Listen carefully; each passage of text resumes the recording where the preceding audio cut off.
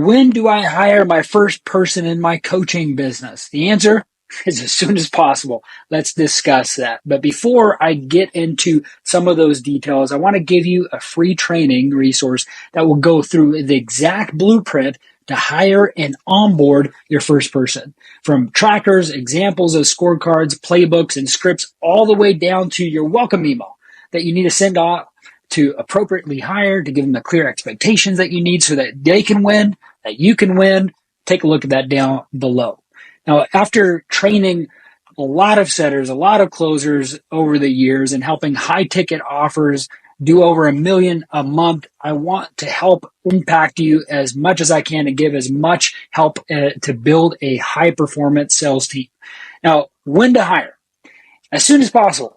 I've heard it said that a role of a CEO is twofold. First, you need to create and communicate and repeat your vision and your mission over and over and over again. And then recruit and hire and retain top talent. Those are the top things. You need to create and communicate repeatedly that vision. And the second one is to recruit and hire and retain top talent.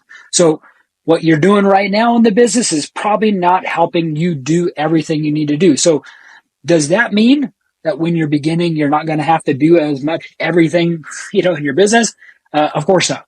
But here are some things that you need to look at to outsource as quick as possible. So here are some roles like admin work, bookkeeping, answering emails, phone calls, editing your content, and now setting and closing all of those services and coaching offers that you have. So if you focus on your time and energy on money-making activities, that is the lifeblood of your business. That is what I would suggest that you look at primarily. But you still have to have all these other things that you got on your plate. So you got to batch, condense all the time of things that you need to do, delegate or delete or automate everything that does not help you make you money.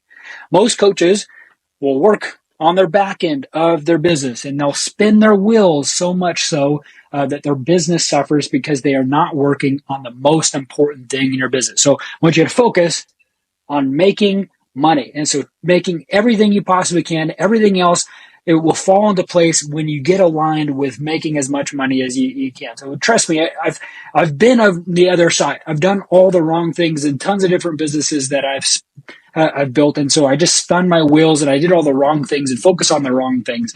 So I want to give you advice on that.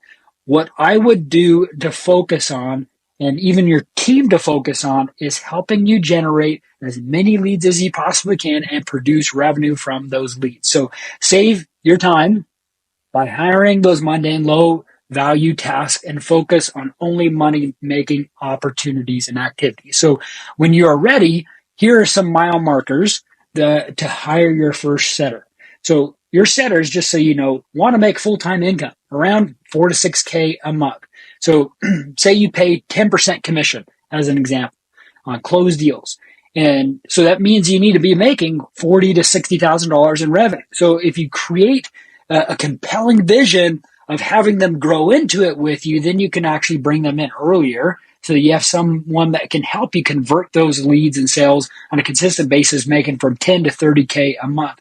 So, but just to be candid with you, you need to be realistic in helping them have clear expectations so that you won't lose them after a few weeks of everything. So you need to help them have a clear vision and roadmap of where you're headed and where you're ramping up, not just to lie to them, but actually ramp up as you're working with them week over week of how many leads you need to get in to convert with that whole thing, that whole recipe, that whole equation, if you would, of what's going to help you. So if this resonates at all with you, or if you've lost setters or closers in the past, it's probably because you're not setting things up right for clear expectations for them and for you to win. So you need to outline that. Bring in enough leads so that you can fill that pipeline.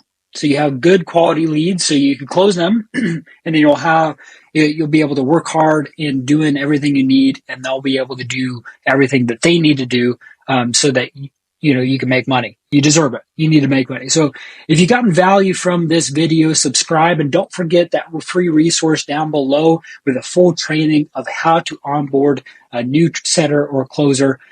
If you'd like to work with me closer, book a call with me down below. I also have that link that will explain more on that call together. Fight hard.